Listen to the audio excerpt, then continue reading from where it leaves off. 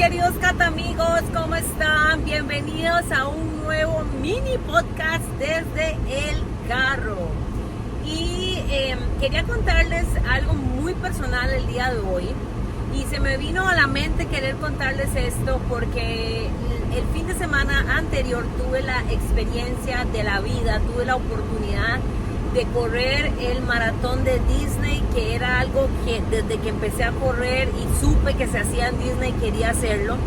Había tenido la oportunidad de correr con mi hermano la media maratón hace 12 años y habíamos quedado que en algún momento íbamos a regresar por el maratón y gracias a Dios ese sueño se cumplió el domingo pasado, el domingo 12 de enero. Fue una aventura maravillosa. Si usted es corredor, yo se lo recomiendo 100%. El maratón de Disney es otra cosa completamente diferente a cualquier otro maratón. De hecho, la forma en que se corre y todo es muy diferente. Pero bueno, meditando en lo bonito y en lo feliz que me hace a mí correr y todo lo que me ha dado a mí el correr, recordé por qué fue que yo empecé a correr. Y aquí es donde viene la historia personal de la profe Cata. Bueno, yo empecé a correr hace aproximadamente 13, 14 años, ya no me acuerdo. Fue en el 2000, para finales del 2010 creo, o del 2011. Para finales del 2011 me parece que fue que ya yo hice mi primera carrera. Y la primera carrera que yo hice fue la carrera contra el cáncer de mama, que en mi país, en Costa Rica, es muy popular en el mes de octubre. De hecho, sé que hay muchos lugares en que se corre para el mes de octubre por el cáncer de mama. Y esa carrera era o es, no sé si todavía la hacen en Costa Rica, súper mega concurrida. ¿Y por qué empezó todo esto? Bueno, yo venía de un proceso muy largo, muy agotador física y mentalmente, relacionado con el hecho de querer tener un hijo. Para los que no saben, yo estuve casada previamente antes de Esteban y de mi primer matrimonio mi ex esposo y yo no pudimos tener hijos por una condición médica de él. Realmente mi intención no es hablar de él, pero es la verdad, o sea, esa era la razón que no podíamos tener hijos. Y entonces empezamos a tratar todo lo humanamente posible por quedar embarazados, como dicen, ¿verdad? Y desde pastillas, desde medicamentos, desde citas médicas, desde todo tipo de exámenes y test a él, a mi persona y todo, para ver qué era lo que estaba pasando. Y pasamos luego por un montón de inseminaciones artificiales, como 5 inseminaciones me hice yo y nada. Las hicimos simplemente por fe, porque el doctor había sido muy claro con nosotros al explicarnos que por la condición de mi ex esposo, la única forma en la que podíamos quedar embarazados era con un tratamiento de fertilización in vitro. En aquella época, en Costa Rica, la fertilización in vitro era prohibida, entonces eso hacía que toda esta situación del tratamiento fuera para nosotros doblemente complicada. Porque había un doctor en Costa Rica que era el que te atendía, te hacía todo el procedimiento, todo lo que era permitido en Costa Rica, y luego tenías que viajar con ese doctor a Panamá, que era el país pues más cercano, ¿verdad? Y hacerte ahí el resto del procedimiento. Entonces ustedes podrán imaginarse que aparte de todos los gastos físicos y mentales que eso conlleva, también significó un gran gasto de dinero, ¿verdad?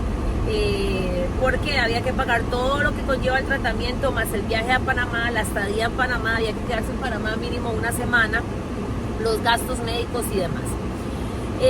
Mi ex esposo y yo pasamos por todo eso después de mucho tiempo de intentar quedar embarazados de múltiples formas, hasta que pues decidimos hacerlo por medio de la fertilización in vitro. Y lo hicimos con el doctor Ariel Pérez, creo que es que se llama. Él está en Encima San José, en un hospital que hay en mi país, pues usted no es de Costa Rica, para que sepa, en un hospital privado que hay en Costa Rica. Fuimos a Panamá, después de todo el procedimiento, todas las inyecciones y todo lo que hay que ponerse, a mí me pudieron sacar e inseminar, y ahora ya no sé bien si se dice así esa palabra, bueno, 3 embriones, ¿verdad? Entonces el doctor, me recuerdo que me dijo, bueno, yo creo que aquí lo más sabio es que le implantemos los 3 embriones. Cuando hay muchos embriones que han logrado ser fertilizados, lo que se hace es que se guardan algunos, pero en su caso son solo 3. y cuesta mucho que peguen, entonces le vamos a implantar los 3 embriones. Y entonces de verdad así fue. Ellos me implantaron los 3 embriones, pasamos el tiempo que había que pasar ahí de reposo y todo el tiempo que hay que esperar. Nos hicimos la prueba de embarazo y salió positivo. Bueno, ustedes se podrán imaginar toda la alegría y todo lo que significaba eso en ese momento. Fuimos a la primera cita, el doctor me hizo un ultrasonido y ya nos dimos cuenta que de esos 3 embriones pues solamente había pegado uno. Tampoco sé si esa es la palabra correcta, ¿verdad? Pegado, pero bueno, solamente uno de esos 3 embriones se había implantado de la manera correcta en mi útero, para que me entiendan. Entonces, bueno, empezamos toda la aventura del embarazo. Déjenme decirles que yo nunca tuve ningún tipo de achaque, nunca me sentí mal, nunca nada. Y honestamente, esto que voy a decir tal vez puede sonar un poco crudo y cruel para algunas personas. Yo nunca me sentí embarazada. No sé, era algo raro, tal vez era como un instinto que yo tenía, no lo sé, fue muy raro. Y fuimos a una segunda cita, fuimos a una tercera cita. La tercera cita fue muy emocionante porque el doctor nos hizo el ultrasonido y pudimos escuchar el latido del bebé y todo. Ahí fue cuando yo caí como en cuenta como de, sí, estoy embarazada, no me lo estoy soñando, pero yo seguía igual, o sea, yo seguía sin síntomas, nunca se me infló la panza, nunca nada, ¿verdad? Y yo no sentía nada en especial en mi persona, nada. Cuando fuimos a una siguiente cita, ese fue el día catastrófico, por así decirlo. El doctor nos hace el ultrasonido y yo recuerdo que el doctor metía el aparato porque cuando eso pasó yo apenas tenía 12 semanas de embarazo y todavía no te pueden hacer el ultrasonido por la pancita, sino que te lo tienen que hacer vaginal. Y bueno, el doctor metió aquel aparato, lo movía para un lado, lo movía para el otro y yo lo veía que hacía caras y de un pronto a otro él dijo, no hay latido, no escucho el latido.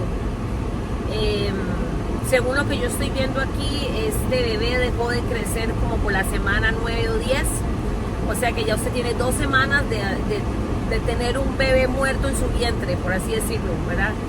Tengo que hacerle rápidamente un legrado y ya, pero así como yo se los estoy contando a usted, así nos lo dijo el doctor, o sea, sin ningún tipo de anestesia, sin ningún tipo de lo siento, sin ningún tipo de explicación, sin nada. Ese ha sido uno de los días más horripilantes de toda mi vida. Yo recuerdo que el dolor que yo sentía no se lo deseo a nadie.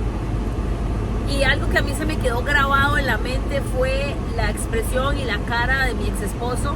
Eso siempre me va a doler porque yo siento que si a mí me dolió, a él seguro le dolió más, no sé. Y bueno, ni para qué les cuento más, ¿verdad? Ya apúrense, apaguen el procedimiento, háganle el legrado. Esta mujer también hay que sacarle a ese bebé rápido porque hace mucho tiempo que lo tiene ahí. Y yo nunca tuve ningún dolor, nunca tuve ningún sangrado, nunca tuve señales de nada. Yo me recuerdo que el doctor, ya cuando yo me desperté, nos dio un acta donde decía se le sacó un embrión de tantos centímetros y todo ese rollo, ¿verdad? Y bueno, después de todo eso, fueron días muy negros, muy oscuros, pero yo sí les quiero ser muy honesta.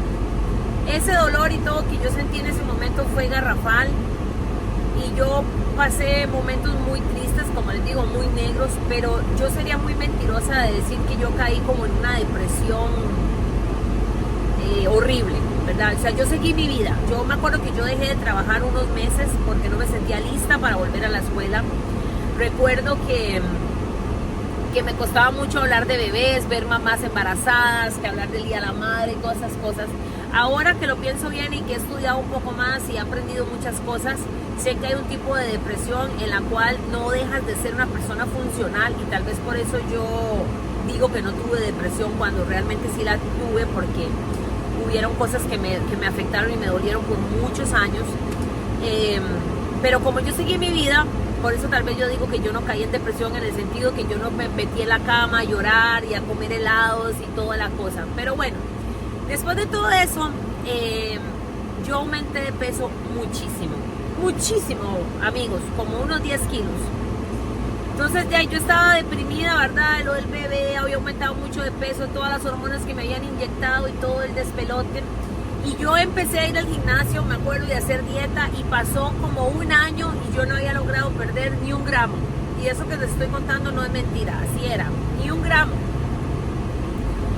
Y en eso yo vi el anuncio de la carrera esta del cáncer y dije, ay, yo quiero hacer esa carrera. Yo quiero hacer esa carrera porque voy a ayudar a alguien, porque me va a poner a hacer ejercicio. Yo nunca he servido para correr. Yo me acuerdo que yo en el colegio no hacía ni la prueba Cooper, que es correr una milla. Era malísima, me quería ahogar, me brincaba, bueno, hacía todo lo posible por no hacer el examen y todo, pero esa vez a mí se me metió el agua y dije, yo voy a correr, voy a hacer esos 5 kilómetros, ¿verdad? En ese momento. Y entonces, dije, me voy a inscribir. Me inscribí y me acuerdo que pensé, pero eso sí, yo si corro esa carrera la voy a correr, yo no la voy a hacer caminando. Y entonces yo me puse las tenis. Para la gente que muchas veces me pregunta que cuál consejo para empezar a correr, lo primero que hay que hacer es decidirse y ponerse las tenis. Yo me puse las tenis y salí a correr y nunca se me va a olvidar que yo corrí literalmente 8 minutos y regresé a mi casa muerta. Yo dije, no puede ser.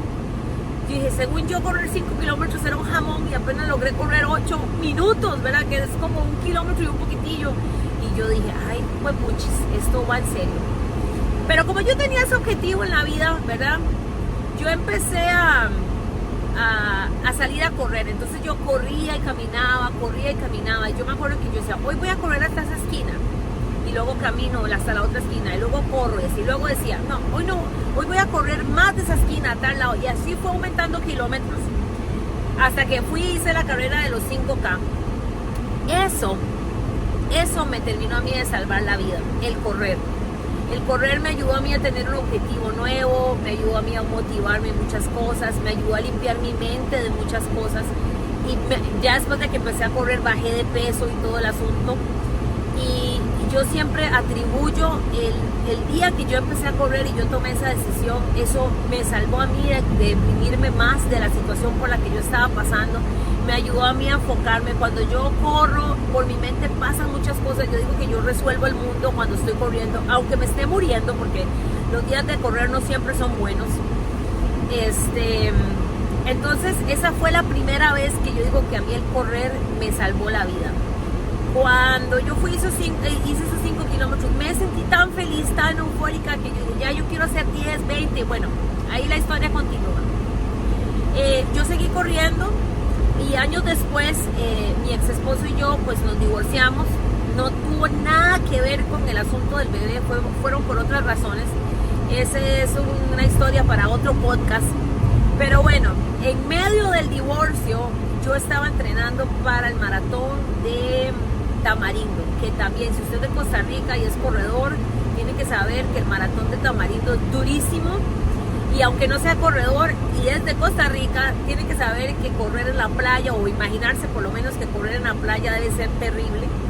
Y para la gente que no es de Costa Rica, les cuento que Tamarindo es uno de los lugares turísticos más famosos de mi país, y es en la playa, donde las temperaturas son elevadísimas y es un maratón súper retador porque corres demasiados kilómetros solo con tu soledad, ¿verdad? Son kilómetros de que uno va solo, ahogándose en el calor. Y cuando yo estaba en medio del divorcio, el hecho de que yo me mantuviera entrenando y que yo no tirara la toalla, eso me ayudó también muchísimo a mí a salir. Obviamente no estoy hablando que el correr me haya resuelto mis problemas, ¿verdad? Ni que me haya, ¿cómo les digo? Que yo haya dejado de ver la realidad porque estoy corriendo, pero yo creo que el hecho de mantener mi mente ocupada y de mantener mi mente en un objetivo me ayudó a mí a salir más rápido de esas situaciones duras que yo he tenido en mi vida. Yo podría decir que esas son las dos situaciones más traumantes que yo he tenido en mi vida. Mi bebé, que perdí ya hace 14, 15 años, ¿verdad? Que a pesar de, como les digo, que fue muy extraño y todo, obviamente a mí no se me olvida eso. Y mi divorcio, ¿verdad? Han habido otros traumas en mi vida, como emigrar a este país y otras cosas que uno pasa. Yo recuerdo también que pasar del colegio a la universidad fue muy duro para mí. El primer año de la universidad mío fue muy duro, muy triste. También otro podcast. Pero esos dos momentos traumáticos de mi vida muy fuertes, perder un bebé y el divorcio, el hecho de que yo me mantuviera ocupada y que el correr estuviera ahí como un escape, una salvación, eso me ayudó mucho. Y yo creo que esa es de las razones por las cuales yo amo tanto correr, ¿verdad? Yo también, si ustedes son seguidores míos, y están pendientes. No sé si me han oído decir que este era mi maratón número 10 y que probablemente iba a ser el último, porque me costó mucho entrenar para este maratón. Fue toda una cuestión ahí de coraje y todo, pero yo nunca he pensado en dejar de correr. Y ahora que corrí, por cierto, me sentí tan feliz que ya ahora ya lo estoy pensando si realmente va a ser mi último o no. Pero a lo que yo me refiero es que el correr me ha mantenido a mí firme y me ha ayudado a mí en muchísimas cosas. Además de que me ha permitido conocer gente maravillosa. Tengo unos amigos que amo muchísimo, que me los trajo el correr, y me ha permitido viajar y me ha permitido conocer lugares corriendo, ¿verdad? Yo conozco todo Chicago porque me lo corrí, conozco todo Washington porque me lo corrí. Ahora conozco todos los parques de Disney, no solo porque fui, sino porque también los corrí. Me ha permitido a mí retarme a mí misma y enseñarme a mí misma lo valiente, lo carga, decimos en Costa Rica, ¿verdad? Lo disciplinada, lo corajuda, como lo quieran decir, que yo soy. Todo eso me lo ha enseñado el correr. Entonces, tal vez yo no sea la mejor persona para dar consejos, pero yo sí les digo que ojalá que ustedes tengan un plan de escape para situaciones duras en su vida, ¿verdad? En mi caso fue el correr, más otras cosas, por supuesto. Obviamente siempre Dios va a ser el primero en todo, pero el correr, la familia, los amigos especiales. Pero ojalá de verdad que ustedes tengan algo de los cuales ustedes se puedan agarrar y que les ayude a enfrentar situaciones que yo creo que todos tenemos que estar preparados para vivir en algún momento, ¿verdad? No necesariamente tienen que ser situaciones como estas que yo pasé, pueden ser otras, tal vez peores, Dios quiera que no,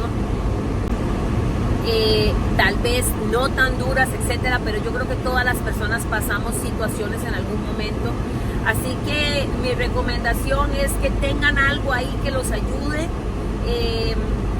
Estar, no sé, metido en la casa, estar nada más ahí haciendo nada, no funciona, ¿verdad? No es una buena técnica. En fin, ese es mi podcast del día de hoy. Como siempre les digo, si mi historia, si mi experiencia, si algo les inspira, les ayuda en algo, yo me siento muy agradecida. Una persona que oiga algo de lo que yo diga y diga, qué buena idea esa que dio Cata, sí, eso yo también lo voy a hacer, ya yo me doy por satisfecha. Yo siempre he pensado eso mismo con mis estudiantes, ¿verdad? Así que obviamente lo pienso con cada uno de ustedes, mis Cata amigos. Y nada, Dios los bendiga y como siempre les digo, gracias por estar aquí. Bye.